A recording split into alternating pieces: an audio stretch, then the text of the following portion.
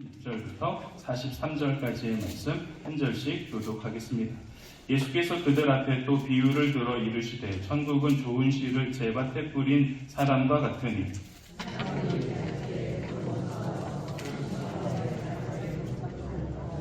싹이 나고 결실할 때에 가라지도 보이거늘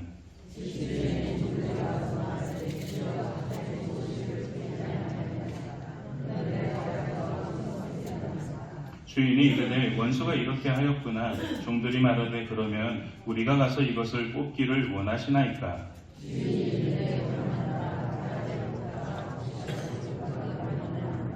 둘 다 추수 때까지 함께 자라게 두라. 추수 때에 내가 추수꾼들에게 말하기를 가라지는 먼저 거두어 불사르게 단으로 묶고 곡식은 모아 내 곡간에 넣으리라 하리라.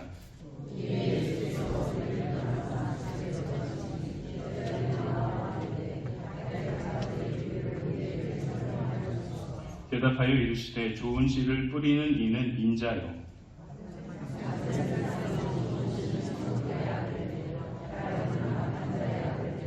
가라지를 뿌린 원수는 마귀요 추수 때는 세상 끝이요 추수꾼은 천사들이니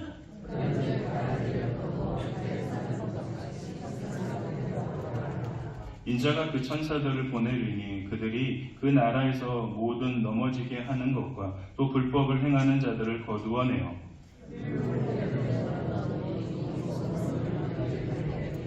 같이 읽겠습니다. 그때 의인들은 자기 아버지의 나라에서 해와 같이 빛나리라. 비 있는 자는 들으라. 아멘. 이 시간 알곡과 가라지가 자라는 하나님의 나라라는 제목으로 말씀 증거하도록 하겠습니다. 여러분, 우리의 신학 영역 가운데 고쳐야 할 부분이 있다면 그것은 이원론적 신앙 구조입니다. 예수님을 믿으면 성공합니다. 예수님을 믿으면 부자가 됩니다. 예수님을 믿으면 건강해집니다. 이렇게 두 개의 영역으로만 모든 것을 기준 삼아 나누는 신앙인들이 있습니다. 그런데 여러분, 예수 믿으면 모든 사람이 성공합니까? 부자가 될까요? 건강할까요? 그렇지 않다라는 거죠. 예수를 믿으면서도 실패할 수 있습니다. 연약해지기도 하고 죽을 수도 있다라는 거죠. 여러분, 그래서 이 이원론적인 신앙의 구조 위에서만 우리의 신앙을 계속해서 세워 나아가다 보면 수많은 어려움을 우리가 겪게 되죠. 그 수많은 어려움 속에 계속해서 시험에 빠지는 경우가 허다하다는 거죠. 그리고 이런 경우도 있어요. 착하고 의롭게 사는 사람들이 어려움을 겪어요. 그런데 반대로 악하고 불의를 행하는 사람이 권력을 누리고 불을 움켜쥐는 경우를 우리가 지켜보면서 하나님 도대체 어떻게 이럴 수 있습니까? 라는 의구심을 품을 때가 있다라는 거죠. 또는 신실하게 믿음 생활을 잘하고 있는 사람을 하나님 왜 이렇게 빨리 데려가십니까? 그리고 빨리 죽어야 할 것 같은 저 사람은 장수하는 경우를 보면서 이것은 아닌데 라는 이 하나님을 향한 질문을 쏟아놓을 때가 있다는 것이죠. 그런데 여러분, 이 모든 질문들을 조금 더 깊게 생각하다 보면 이 질문들은 불평에서 나오는 것이 아니라 우리의 신앙의 깊은 자리에서 나오는 질문들이라는 사실들을 알게 돼요. 그러니까 분명히 하나님의 나라가 이 땅에 임했는데 왜 여전히 이 세상은 선과 악이 구분되지 않고 뒤섞여 있는지, 우리의 이성과 우리의 상식으로는 이해가 되지 않아서 나오는 이 신앙의 깊은 자리에서 나오는 질문들이라는 것을 알게 됩니다. 여러분, 이런 질문들에 대한 답을 오늘 예수님은 가라지 비유를 통하여서 우리에게 말씀해 주고 계시는 거예요. 그래서 오늘 우리는 이 가라지 비유를 통하여 세 가지를 묵상하려고 합니다. 첫째는 하나님 나라의 현실을 직면하는 방법에 대한 이야기예요. 그리고 둘째는 그 속에서 요구되고 있는 하나님 나라의 방식입니다. 마지막은 그 마지막 추수의 때를 바라볼 수 있는 믿음의 눈은 과연 무엇인지에 대해서 우리가 함께 나누고자 하려고 합니다. 그러므로 여러분, 오늘 이 시간 이 말씀을 통하여 우리의 좁은 시선에서 벗어나서 그 너머에 존재하고 있는 하나님 나라의 그 신비한 비밀을 발견하는 은혜가 오늘 이 시간 저와 여러분 모두에게 가득 넘치기를 소망합니다. 여러분, 그렇다면 이 알곡과 가라지가 자라는 하나님 나라라는 이 말씀을 통하여 우리에게 주시는 영적인 교훈은 과연 무엇일까요? 먼저는 공존의 현실을 직면하라라는 거예요. 공존의 현실을 직면하라. 24절과 25절의 말씀 같이 읽도록 하겠습니다. 예수께서 그들 앞에 또 비유를 들어 이르시되 천국은 좋은 씨를 제밭에 뿌린 사람과 같으니 사람들이 잘 때에 그 원수가 와서 곡식 가운데 가라지를 덧뿌리고 갔더니 예수님은 먼저 하나님 나라에 대해서 설명하시면서 우리가 꿈꾸고 있는 이성만을 중심 이상적인 모습으로 하나님 나라에 대해서 말씀하고 계시지 않아요. 오히려 오늘 본문을 통해서 주님은 좋은 씨를 뿌린 밭에 원수가 와서 가라지를 덧뿌려 놓고 갔다라고 말씀하고 있죠. 여러분, 가라지가 무엇입니까? 이 가라지는 독소를 품고 있는 이 독보리 중에 하나가 가라지입니다. 특히 이 가라지가 밀밭이나 이 보리밭 사이에 함께 자라고 있는데 쉽게 분별하기 어려워요. 여러분, 제가 화면에 밀과 가라지와 보리라고 써놔서 여러분들이 저게 밀이구나, 저게 가라지구나, 저게 보리구나 라고 알 수 있는데, 만약 글자를 지워놓고 본다면 어떤 것이 밀이고 어떤 것이 가라지고 어떤 것이 보리인지 구별하실 수 있으신가요? 아마 여기서 농사를 오랫동안 지신 분이 계시면 쉽게 구분하실 수 있겠지만 아마 거의 모든 분들이 뭐가 밀이고 뭐가 가라지고 뭐가 보리인지에 대해서 명확하게 구분하기 어렵습니다. 여러분, 가라지는 이와 같이 이 밀이나 보리 사이에서 비슷하게 성장하고, 무엇보다도 가라지의 특징이 무엇이냐면 그 뿌리가 또는 밀이나 보리의 뿌리와 엉킨다라는 사실입니다. 여러분, 이런 가라지의 특징을 통하여서 우리는 매우 불편하지만 중요한 사실 하나를 깨닫게 돼요. 그것이 무엇이냐면 이 땅에 하나님의 나라에도 가라지가 함께 자라고 있다는 사실입니다. 우리는 교회가 완전해야 한다라고 생각해요. 믿는 가정에는 어떠한 문제와 어떠한 갈등이 없어야 한다라고 생각합니다. 하나님 나라가 임하면 모든 악은 이 땅에서 사라진다라고 생각합니다. 그런데 오늘 예수님은 좋은 씨가 뿌려진 이 세상이라는 밭에 원수인 마귀가 악한 자들을 몰래 심어두었다라는 말씀을 하고 계세요. 37절부터 39절까지의 말씀도 같이 읽겠습니다. 대답하여 이르시되 좋은 씨를 뿌리는 이는 인자요 같은 세상이요 좋은 씨는 천국의 아들들이요 가라지는 악한 자의 아들들이요 가라지를 뿌린 원수는 마귀요 추수 때는 세상 끝이요 추수꾼은 천사들이요. 여러분, 여기서 마귀의 전략이 무엇입니까? 공개적으로 뿌리지 않고 몰래 뿌리고 있다는 거예요. 사람들이 잘 때 와서 뿌렸다라 진리를 정면적으로 부정하기보다는 오히려 진리처럼 보이게 하려고 혼란스럽게 몰래 와서 몰래 그 모든 것을 뿌려놓고 있다라는 거예요. 오늘날 이단을 한번 보십시오. 그들도 성경을 인용합니다. 진리라고 말합니다. 그들은 양의 가죽을 쓴 이리처럼 우리 곁에 계속해서 머물면서 우리의 모든 삶의 자리에 함께 공존하고 있다라는 거예요. 예전에 찬양 사역을 함께 했던 한 자매가 있었습니다. 그 자매를 중고등학교 어린 시절에서부터 지켜봤거든요. 너무나도 아이가 어렸을 때부터 신실하게 하나님을 믿고 하나님을 찬양했어요. 대학에 올라와서도 참모팀을 통하여서 열심히 하나님을 찬양하는 사역자로서 열심히 사역을 했는데 어느 순간인가 그 아이가 신천지 교인이 되었다라는 그 소식을 제가 접하게 되면서 너무 큰 충격을 받았어요. 도저히 인정할 수가 없는 거예요. 다른 사람을 모르겠는데 내가 어렸을 때부터 그 아이가 어떻게 신앙생활을 해왔던 그 모습을 너무나도 잘 알고 있는 저로서는 아닐 거야. 도저히 인정하고 받아들일 수 없다라는 거죠. 여러분, 누가 이렇게 만들어 놓은 걸까요?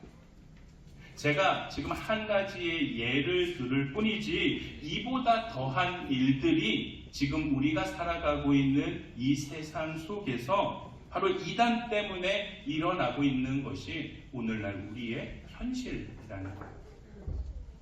따라서 우리는 바로 이런 현실에 대해서 직면할 수 있어야 된다는 거. 다시 말해서 하나님 나라의 가라지가 함께 자라고 있다라는 것을 인정해야 한다는 겁니다. 여기서 우리는 한 가지 중요한 질문을 하게 돼요. 왜 하나님 나라에 가라지가 있을까? 왜 하나님 나라에 가라지가 있을까? 여러분, 결론부터 이야기하면 이 땅에 하나님의 나라가 아직 완전하지 않기 때문입니다. 대부분의 한국 사람들을 보면 기독교를 이런 그림과 같이 믿고 있습니다. 그러니까 이 초록색 선이 우리의 시간의 연장선상이라고 생각해 보세요. 그러니까 우리가 신앙생활하고 우리가 삶을 살아가다가 예수님을 만나게 돼요. 그러니까 인격적으로 만나게 되고 회심을 하는 거죠. 죄사함을 받게 돼요. 그런데 우리의 삶을 어떻습니까? 회심을 했다가 때로는 세상 속에서 죄를 짓다가 계속해서 그와 같은 패턴이 반복하다가 나는 그래도 예수를 믿었으니까 죽으면 천국에 간다라고 대부분의 한국 사람들은 이와 같은 형태로 믿고 있다라는 거예요. 근데 여러분, 이 복음서를 통하여 예수님이 우리에게 말씀하고 계시는 하나님의 나라는 그런 나라가 아니다라는 사실입니다. 오히려 우리가 살아가는 이 세상 가운데 예수님께서 내려오셨다라는 거예요. 내려오셔서 죽으시고 부활하심으로 말미암아 부활하신 이후에 이 땅에 하나님의 나라가 임재하게 되었다라는 것을 믿고 있다라는 사실입니다. 그래서 이 땅에 하나님의 나라의 백성답게 살아가는 것이 구원 이후의 삶이고 그 안에서 우리는 은혜를 누리는 거예요. 또한 믿음을 생활을 하는 거고 기쁨과 소망 안에서 살아가죠. 때로는 우리의 삶에 시련이 있고 역경이 찾아온다 할지라도 그것이 주님을 위한 역경과 고난이라면 인내하면서 우리는 마지막 때를 바라보면서 기다리는 것이 진정한 신앙인의 모습이고 진정한 하나님 나라의 모습이라는 거죠. 앞의 그림과 지금 여러분들이 보고 계시는 그림의 차이가 무엇이냐면 하나님 나라의 현재성이 앞에는 없다라는 거예요. 우리가 이것이 하나님의 나라입니다 라는 주제로 지금 마태복음 13장의 말씀을 나누고 있어요. 마태복음 13장의 말씀을 시작하면서 가장 먼저 하나님 나라, 천국이 과연 무엇이냐에 대한 정의부터 내렸습니다. 여러분, 천국은 죽으면 가는 나라가 아니라는 거예요. 지금 오늘 내게 임한 하나님의 통치, 하나님의 다스림을 인정하면 그곳은 어느 곳이든지 하나님의 나라가 될 수 있다라는 거예요. 그런데 그림에서 보았듯이 그 영원한 하나님의 나라가 아직 오지 아니하였기 때문에 그때까지 이 땅의 모든 삶, 이 땅의 모든 하나님의 나라는 아직까지는 완전하지 않다라는 거예요. 여러분, 그래서 가라지가 함께 이 세상 속에서도 존재하고 있다라는 것을 말씀하고 있습니다. 여러분, 그래서 우리는 이 땅의 하나님의 나라를 제대로 누리기 위해서는 영적인 경계를 게을리해서는 안 된다라는 거예요. 사단 마귀는 우리의 작은 틈을 통해 유혹하고 있습니다. 특히 이 10대에서 20대 이 차세대, 그리고 다음 세대라고 할 수 있는 30대에서 40대 이 세대를 보면 유튜브나 릴스와 같은 미디어에 상당 부분 노출되어 있다는 거예요. 그러니까 세상 문화에 너무나도 즐길 거리들이나 세상에서 볼 수 있는 그 문화에 노출되어 있다 보니까 상당 부분 말씀의 상태가 무너져 있어요. 여러분, 말씀이 무너지면 어떠한 일들이 벌어지냐면 이게 선인지 이게 악인지 이게 진리인지 이게 가짜인지에 대해 구별할 수가 없게 되는 거예요. 영적인 통찰력들이 사라지게 된다라는 거죠. 영적인 통찰력들이 사라지게 되니까 영적인 경계 자체가 느슨해져서 너무나도 쉽게 세상의 소리에 흔들린다라는 거예요. 이단과 사이비의 소리도 그것에 넘어가게 된다라는 거죠. 성도 여러분, 지금 이 세대, 이 차세대와 다음 세대에 가장 절실한 건 말씀의 무장입니다. 말씀의 무장이 되어야 되는 이유가 무엇이냐면 여러분 한번 보세요. 10대와 20대의 부모가 누굽니까? 30, 40대다. 하나의 가정을 이루고 있는 세대가 말씀의 중심으로 이 뭉쳐 있어야 되는데도 불구하고 그러지 못하고 보니까 비본질적인 것, 가라지와 같은 것들로 인하여서 그 모든 중심에 그와 가라지와 같은 것들이 차지하게 되고 있다는 사실이죠. 하나님 나라의 가장 기본, 하나님 나라의 가장 기초인 가정이 무너져 내리고 있다는 거예요. 여러분, 그래서 아까 주보에서도 나온 것처럼 15일에 우리가 다음 세대를 세우는 세미나, 이 큐티를 통한 가정 예배를 하자고 하는 이유도 거기에 있다는 거예요. 우리가 다시 말씀으로 세워야 됩니다. 우리의 가정이 말씀으로 일어나야지만이 영적인 그 경계를 게을리지 하지 않아야지만이 우리의 신앙이 견고하게 설 수 있다는 거예요. 여러분, 오픈 강좌니까 혹시 다른 교회 성도들에게도 이야기하셔서 참여하셔도 좋을 것 같습니다.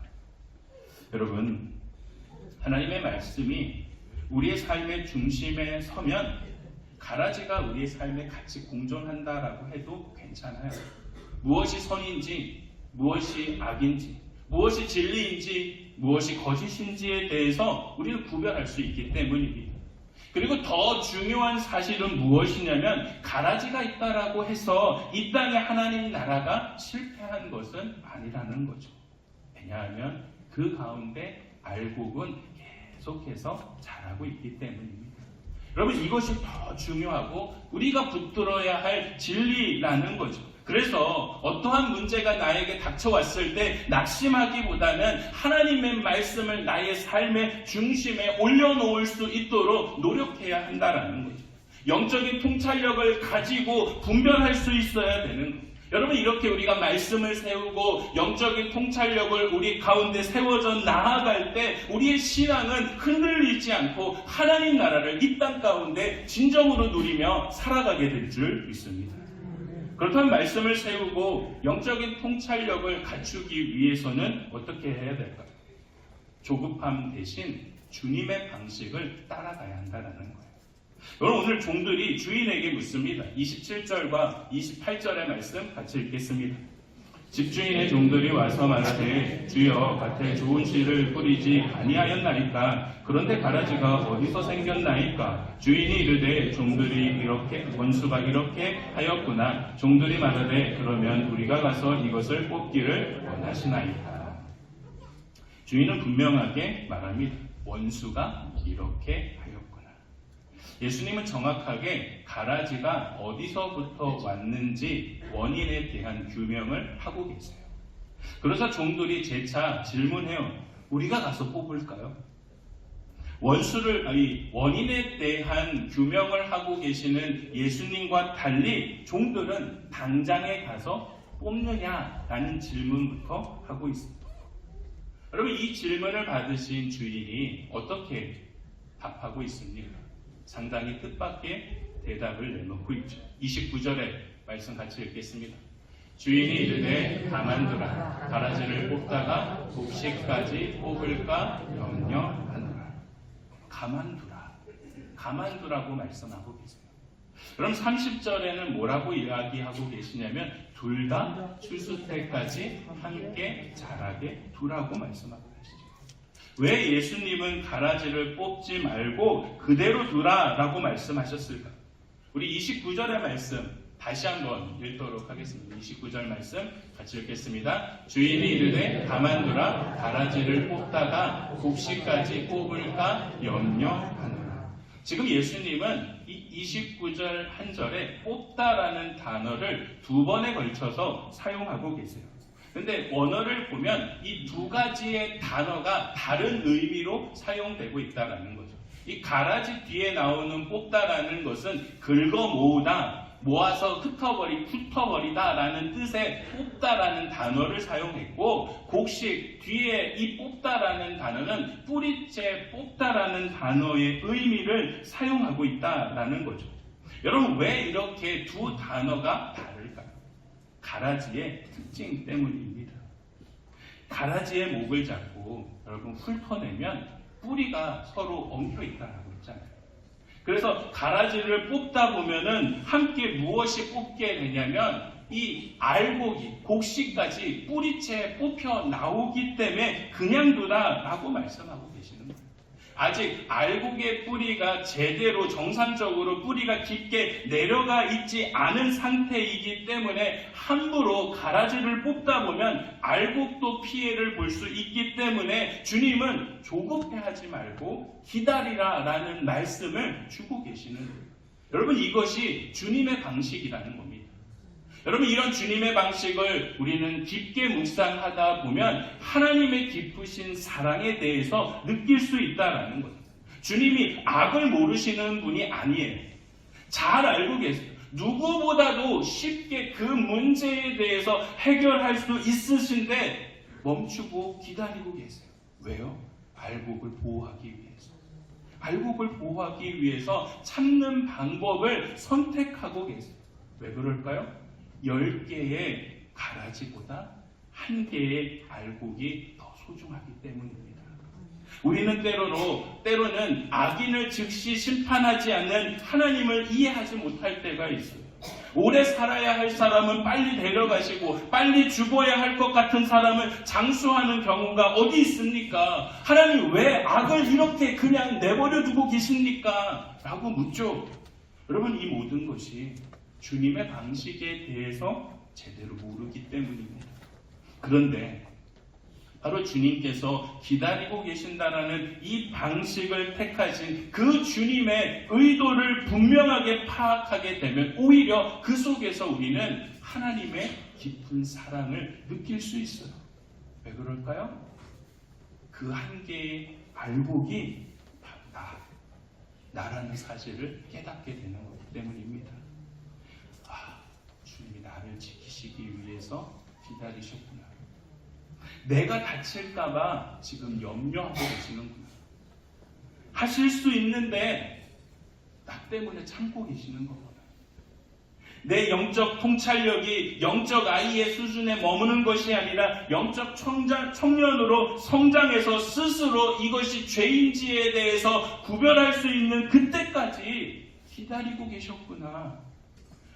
이것이 주님이 나를 사랑하는 방법이고 방식이구나 라는 사실을 깨닫게 되는 거죠.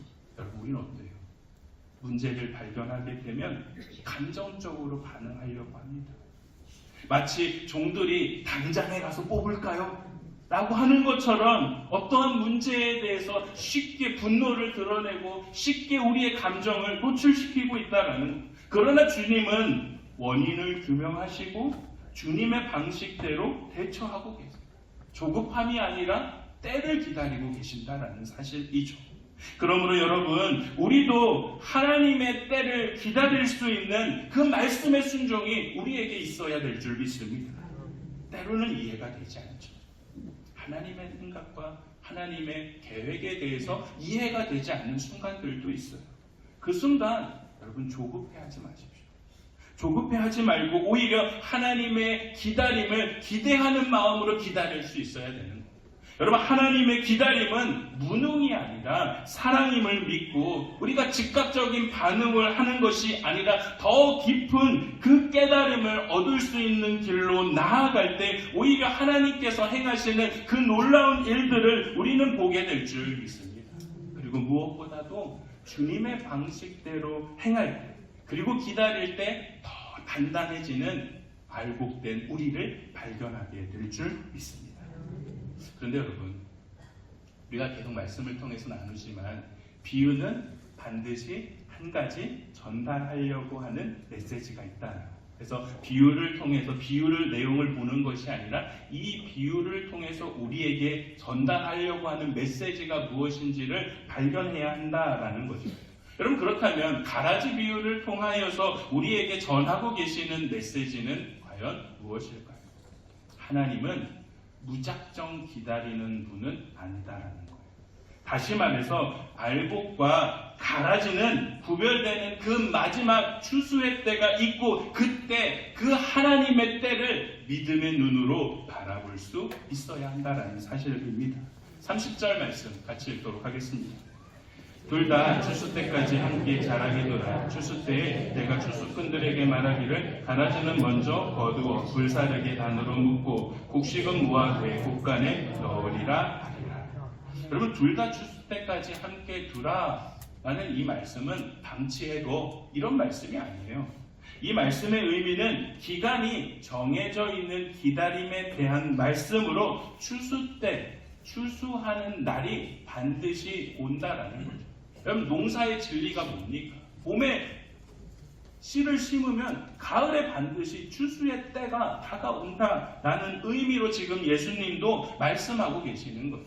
39절의 말씀에도 보면 어떤 말씀이 나오냐면 추수 때는 세상의 끝이요 추수꾼은 천사들이라고 말씀하죠. 무슨 말씀이에요? 이 세상은 영원하지 않다라는 거예요. 악도 영원하지 않을 뿐만 아니라 반드시 종말의 때가 온다라는 이 말씀. 가깝게는 우리 개인의 종말이죠. 우리가 하나님의 서는 날입니다. 그리고 역사적인 종말은 아까 우리가 보았던 그 그림처럼 주님이 다시 오시는 그 날에 대해서, 그때가 되면 알곡과 가라지는 완전히 구별된다라는 것을 말씀하고 있습니다.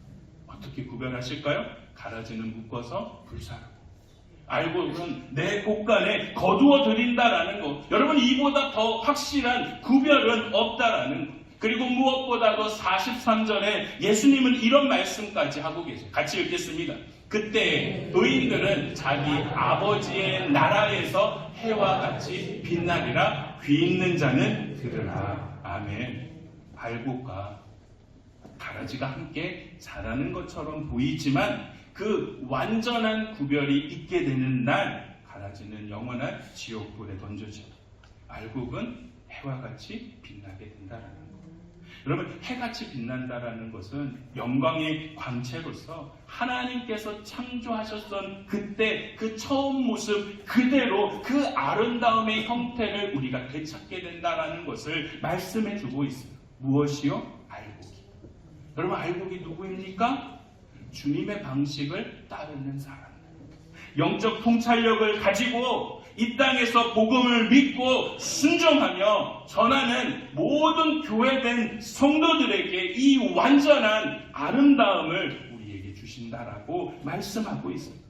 여러분, 성경은 일관되게 이와 같은 내용에 대해서 구약 성경에서부터 신약 성경에 이르기까지 전하고 있다는 사실입니다. 다니엘서 12장 3절의 말씀 같이 읽도록 하겠습니다. 지혜 있는 자는 궁창의 빛과 같이 빛날 것이요 많은 사람을 옳은 대로 들어오게 한 자는 별과 같이 영원토록 빛나리라. 아멘. 여러분, 많은 사람을 옳은 대로 돌아오게 하는 자, 하늘의 별과 같이 빛나게 된다라고 말씀하고 계십니다. 잠언 4장 18절의 말씀도 같이 읽겠습니다. 의인의 길은 돋는 햇살 같아서 크게 빛나 한낮의 광명에 이르거니와 의인의 길은 돋는 해와 같아서 점점 빛나게 된다라는 것. 이처럼 성경은 일관되게 우리의 삶의 자리에 가라지와 같은 것들이 같이 섞여 있지만 종국에 가서는 결국은 가라지는 지옥으로, 알곡은 천국에 임한다라고 명확하게 전해주고 있다라는 사실입니다. 그러므로 여러분, 우리의 현실이 전부가 아니기 때문에 우리는 절대로 낙심하지 말아야 한다라는 거죠. 비록 악이 이 세상에 득세하고 있다 할지라도 하나님은 마지막 추수의 때를 기다리고 계신다라는 사실을 우리는 믿고 끝내 인내하며 순종하면서 살아갈 때 우리의 모든 삶의 자리에 하나님의 나라가 진정으로 임하게 될 줄 믿습니다. 그러면 여러분, 우리는 우리의 현재 신앙의 위치가 어디에 서 있는지를 점검해야 돼요. 여러분, 여러분의 삶의 자리가 가라지와 같은 위치에 서 계십니까? 아니면 알곡과 같은 위치에 서 계십니까? 우리는 마지막 그 추수의 때를 바라보면서 계속해서 알곡의 위치에 서 있어야 될 줄 믿습니다. 말씀을 정리합니다. 오늘 우리는 예수님께서 이 가라지 비유를 통하여서 세 가지를 묵상했죠. 첫째는 하나님 나라 현실 속에서는 이 알곡과 가라지가 함께 자란다는 것. 둘째는 조급한 대신 주님의 방식을 따라가야 한다는 것. 그리고 마지막은 그 마지막 추수의 때를 믿음으로 바라보며 살아갈 수 있어야 한다는 것을 말씀해 주고 있습니다. 여러분, 우리가 이 세 가지의 영적인 교훈을 잊지 않고 살아갈 때 이 불완전한 세상 속에서 더 깊이 뿌리를 내리는 알곡과 같이 자라날 뿐만 아니라 우리의 먼 훗날 하나님이 부르시는 그때의 해와 같이 빛나는 영광이 우리에게 주어지게 될 줄 믿습니다. 이를 믿고 순종하며 살아가시는 저와 여러분 모두가 되길 주님의 이름으로 축원합니다. 기도하시겠습니다.